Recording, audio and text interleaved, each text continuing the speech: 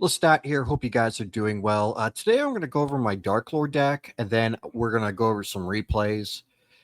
Before we get started, I have to be real blunt with you guys. This video is not going to be edited. Life right now has been pretty difficult with me. My fiance is having a high-risk pregnancy. Also, my health isn't great either. I'm not really asking for any, pity or sympathy, but I am asking, to be patient. I really want to create DARKLORD content because it's fun and enjoyable, and I do love interacting with you guys. But as of right now, it's becoming difficult at this time to keep up with the content. So when the new set drops, I just ask you guys to be patient and not blow up my DMs, which is, in normal circumstances, it's okay because it shows you guys care about the content and you guys are excited. I love it when people get excited for the DARKLORDs. But this time, I just ask that you, understand that life is getting in the way at the moment. Also, there's going to be some background noises because I am in the process of moving, so I have to clean and pack and all the other fun stuff. But without further ado, if you guys enjoyed this video, be sure to give it a thumbs up. Leave a comment down below. I love interacting with you. And please consider subscribing for more awesome DARKLORD content. First, we're playing one copy of DARKLORD Morningstar. This is primarily in here for the first DARKLORD, because when it's used as fusion material for the first DARKLORD, you get to wipe out your opponent's entire field.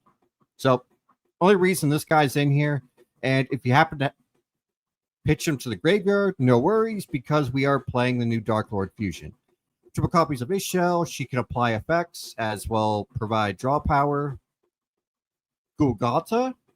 This card is awesome because if you summon it off the effect of DARKLORD Duhati, you can special summon 2 tokens. So that sets up your Evening Twilight plays, as well as your Condemned DARKLORD plays, which is really nice. DARKLORD Duhati, very good starter. It's the starter that we've been needing for a very, very long time. It's also searchable by multiple card effects, which we'll get to here in a little bit. But whenever you normal special summon this card, you could special summon a DARKLORD monster from your deck in defense. So, really cool card. And also, while this card's in the graveyard, you could banish it, target a DARKLORD card, or Forbidden Quick Play spell in your graveyard and add it to your hand. So that's really cool. One copy of Amdusk. This card can recycle DARKLORD cards from your graveyard, but we're mainly playing this because we need DARKLORD names that can apply effects. One copy of Indulge DARKLORD, one copy of Capricious. There's no need to max out on either of these anymore. They are pretty much your secondary starters. Indulge DARKLORD can place a DARKLORD monster in your opponent's field, as well as add one to your hand. So not only are you setting up your Ishal draw plays, you're also setting up your fusion plays as well. Capricious allows you to tribute summon during either main phase, and if this card sets to the graveyard, all your opponent's monsters weaken by 500 points for each fairy monster on the field. Nastin, you can pitch DARKLORD cards from your hand to summon this. I'm not playing more than one of this because it does become breaky, and we need to make room for other stuff, such as our board wipes. Tezcatlipoca, this is a hand trap. So if your opponent tries to destroy this via card effect or battle, you could, well, if your opponent tries to destroy your monsters via card effect or battle, you can pitch this from a hand to protect your DARKLORDs from being destroyed. Also, it can apply effects, but we're mainly using this as a hand trap because it is very, very relevant in this format. I've been playing against a bunch of meta decks, and each time my opponent tried to play a board wipe, this card protected me. We are playing triple copies of Gorz, the Emissary of Darkness. If you want to play more towards the meta, play Nibiru. It's more relevant. But if you're feeling cutesy like I am and want to troll your opponent, and if your opponent happens to wipe your board, just summon Gorz. You'll have 2 high attack point monsters on the field. Perry Rice map. This is an additional searcher for your Darklord Duhati. I don't play more than one copy of this because you don't want to keep paying half your life points. And not only that, once you search Duhati once, this just becomes useless. So we are playing one copy of Mutiny in the Sky. I feel no need to play more than one of this because we're heavily relying on the new Darklord fusion. But pretty much you can shuffle your fairies back into your deck to fusion summon for your Darklords. Two copies of Darklord of Pleasure. We're only playing 2 copies of this because 3 just becomes bricky. But this allows you to fusion summon by banishing materials from your hand, field, or graveyard. So, like I said earlier, if you have Darklord Morningstar in your graveyard and you need to apply the effect of Darklord Pleasure, well, you can apply the effect of Darklord Pleasure, banish Morningstar and other materials, and then nuke your opponent's field with the first Darklord. Triple copies of Banishment. This is a hard once per turn rota. You got to play 3 copies of this because you want to be searching for your key combo pieces. Triple Allure. We are playing 1 copy of Monster Gate and 1 copy of Reasoning. The reason why we're playing these 2 cards is because of Droll and Lockbird. During my playtesting, I had a hell of a time playing around Droll and Lockbird. Personally, I feel that card should be either limited or banned because it's for decks like this, it's nearly impossible to function when Droll is active. But this allows you to sort of play around Droll and get what you need from deck by milling cards. 2 copies of Contact. No need to play 3 of these. It's easily searchable. Triple copies of Forbidden Crown. This is the new droplets, but better. This is the card that has actually won me games. But disclaimer, in the future, I might not profile this in my real life decks because I am suspecting that this card is going to be a secret and above and super, super expensive. So like a casual pleb like me, I'm not going to be able to afford this. So just to give you guys a heads up, this might be replaced with Forbidden Droplets when I'm playing IRL. Lightning Storm, you have to play Board Breakers. There's a lot of spells and traps running around. You need to get rid of those. Also, your opponent's going to have monster negates as well. So if you lose the die roll, you need something to overwhelm your opponent. An alternative to this would be a Forbidden Droplets or Dark Ruler No More. 1 copy of Sanctified Darklord and 1 copy of Darklord Rebellion. These are especially the Sanctified Darklord, the most relevant effects that you will be using during your opponent's turn. So ideally, you're going to be setting Sanctified Darklord with Evening Twilight, activating it from your field, and then applying it again with another Darklord effect. So you're negating 2 effects per turn. And then, of course, Rebellion is non-targeting removal. 2 copies of the first Darklord. Aside from the destruction effect, your opponent cannot target fairy monsters you control with card effects. And not only that, once per main phase, you can pay 1,000 life points, special summon a fairy monster from hand or graveyard.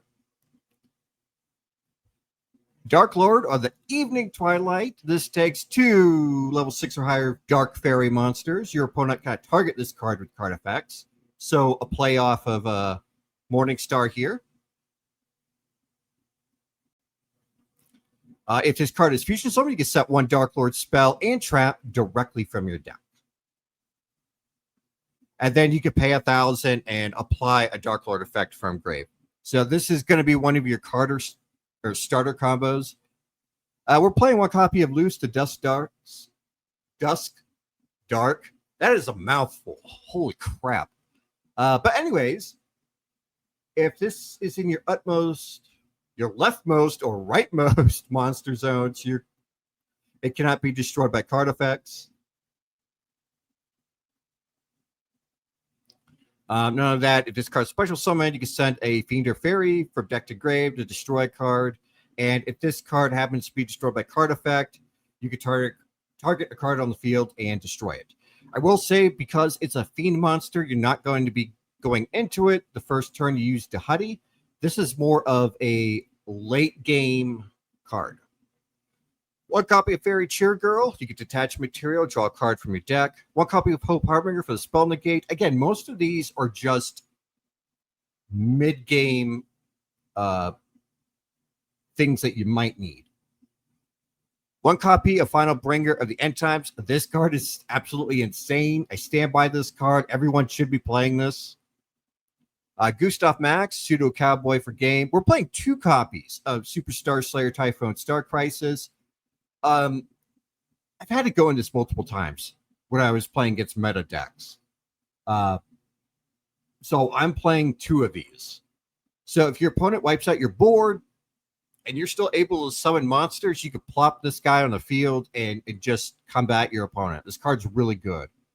SP Little Knight, Herald of Mirage Lights. This is for spell and trap negation. Condemned Darklord. I mentioned this in all my videos. It's just your initial starter combo. And my favorite Link monster of all time, Underworld Goddess of the Closed World. Really good card. Again, you're not going to be going into it the turn you use Dahadi's effect, but this is more of a mid to late game situation when you need to use a opponent's monster's problematic monster as material to go into this and shut down their activated effects. So hopefully I was clear. Like I said, this video is going to be unedited. We are going to include game wins and matches. So I'm going to load the replays.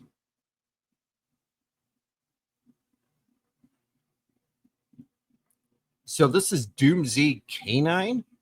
I'll be honest with you, I had no idea what this deck did, but I was able to play around it just fine. Here you have your initial starter combos.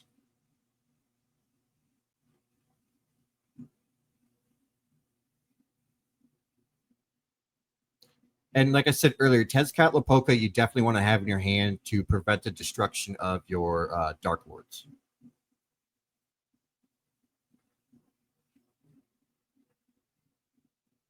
And another thing, too, if you end your board on Condemned Darklord, don't hesitate to pay life points because you want to set up a decent field. That way you're applying multiple effects from grave.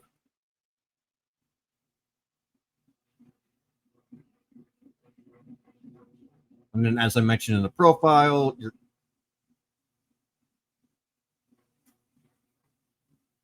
going to want to summon the first Dark Lord to nuke your opponent. However, I made the mistake of thinking otherwise.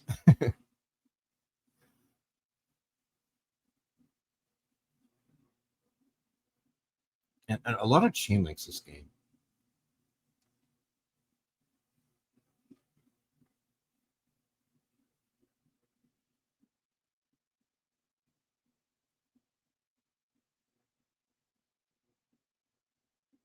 My opponent also misplaying, but that's all right.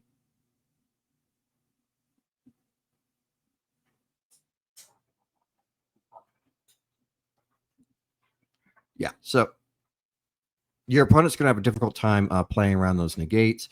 Here we have Dracotail. This deck, I was super worried about at first, but I was able to overcome it.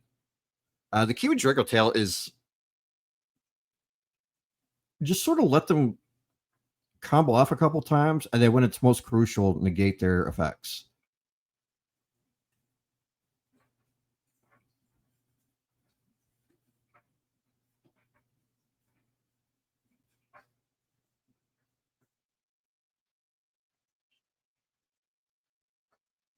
And I still stand by that. Contact is the best Dark Lord card in the entire deck.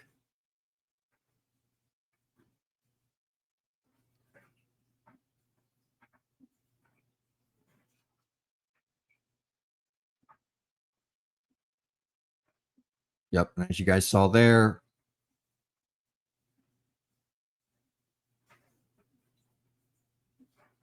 they're having to try to make up for everything.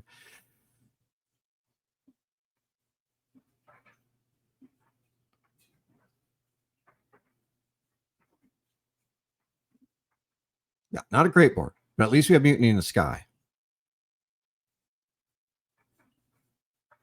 I put the other fusion and the Link monster back in my extra deck because I feel like if we draw Dahudi, we're going to need to combo all over again.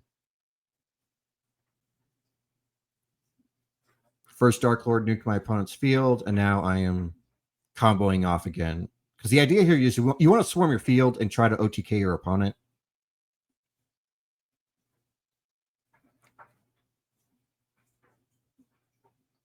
Yep. So now we have enough for game.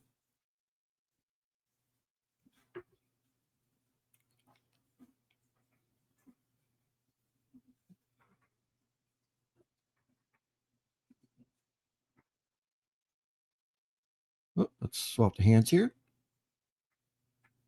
This is also K9.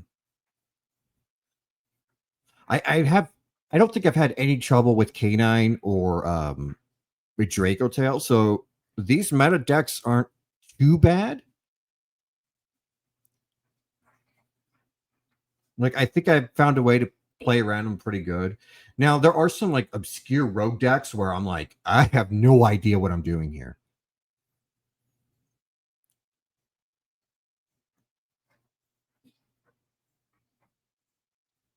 I don't know why you want to get rid of the token, but that's just me. And here is just standard combo shenanigans. Yep, Morningstar's wiping out the field.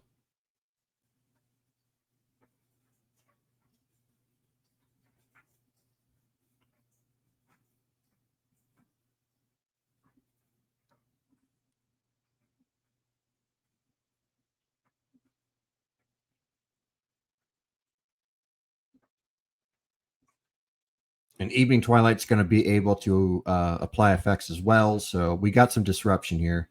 We have some leverage.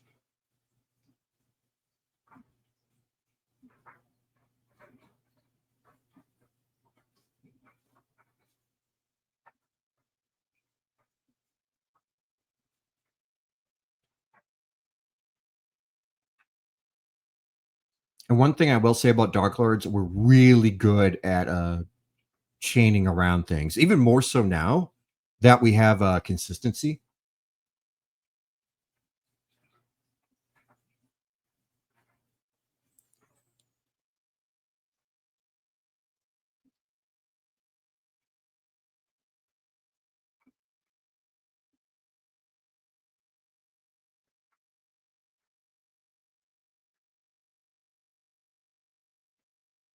I don't know why I went for Herald of Mirage Lights.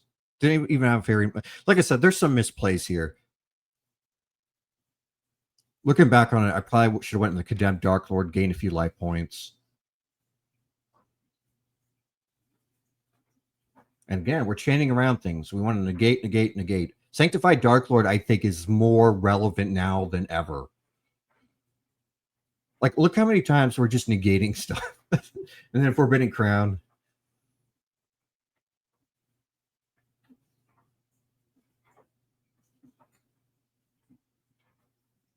Okay, so now we have a monster in hand for Mirage Lights. Not that it matters. All right. And I do have a couple lost games on here, too. I'm just going down the list.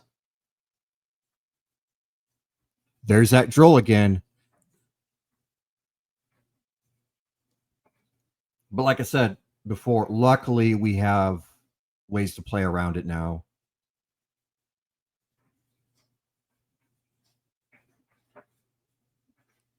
Standard combo shenanigans. Monster Gate. Now we have a monster on field that can apply effects.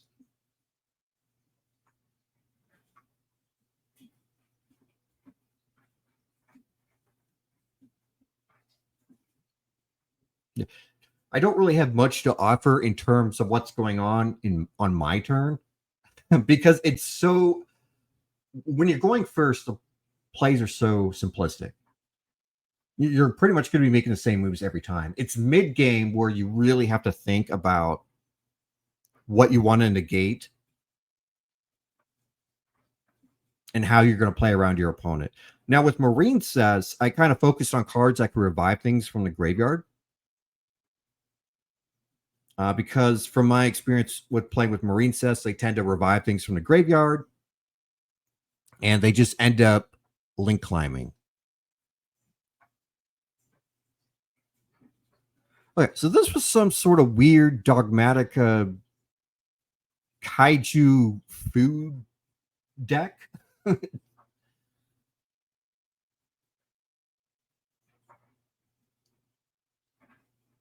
Again, Lightning Storm. You're going to want to wipe out those spells and traps.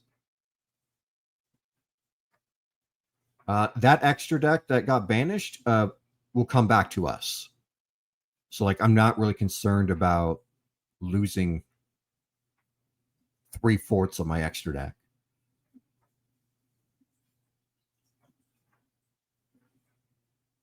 We're negating that.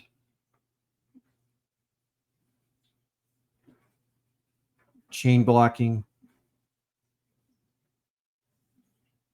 Adding Tezcatlipoca to hand, prevent destruction. And again, seeing combo with Evening Twilight. You always want to set the Sanctified Darklord. In the future, I might side deck an additional one because there are times I ran into cards like DD Crow that can banish particular cards from my graveyard. And that has always wrecked my day.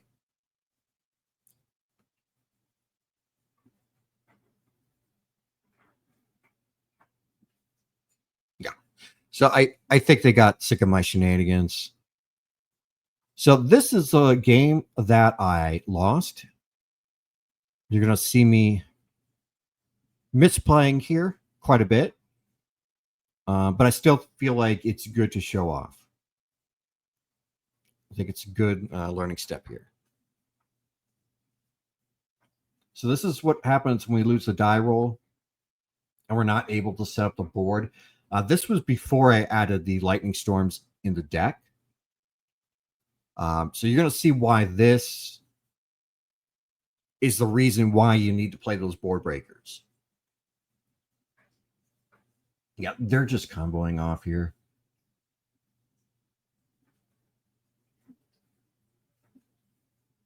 And I'll be honest, I don't know what half these heroes do, and I'm not going to pause to read every card. So, yeah, I felt like I sat through all that just so they ended up on nothing.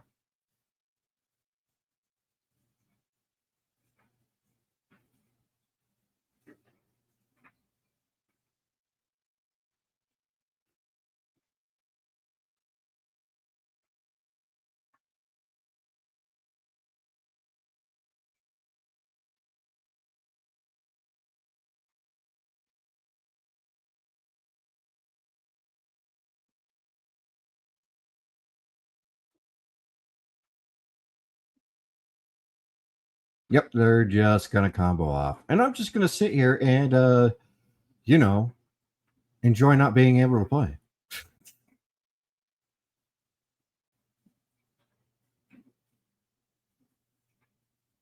Well, sometimes you also have to deal with, you know, the hand that you're dealt. Yeah, we get it. We get it. But yeah, this is why you need to play board breakers. So this is Prediction Princess. I have no idea what this deck is supposed to do. My main thing was just don't let them flip things face up. And I figured if I can do that, then I don't have to worry about whatever it is that they do. Yep, Forbidden Crown, quick play, negate the effect. Now we don't have to worry about things being flipped up. Dottie. And like I said, Forbidden Crown is going to be super expensive in the future, but I think Droplets is an acceptable replacement. I mean, Droplets is more decent now than it has been in the past in terms of pricing.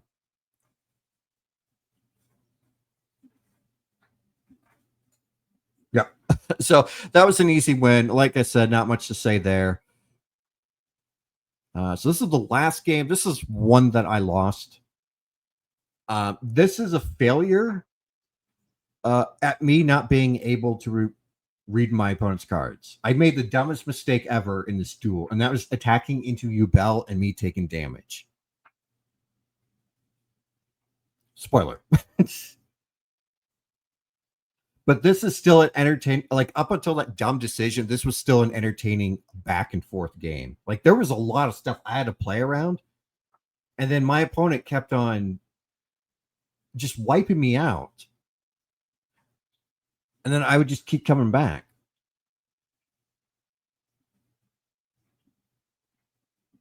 Good, good. Oh, look at that.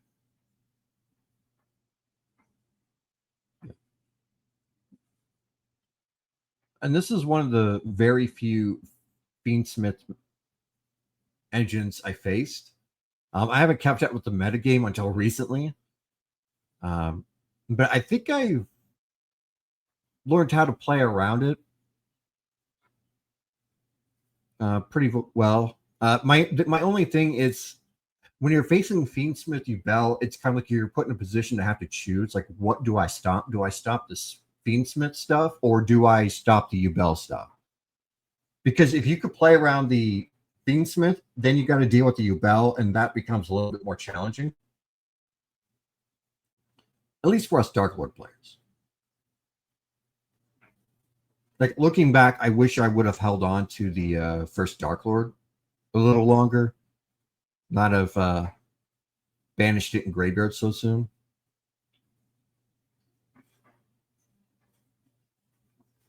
Ah, Loose making an appearance.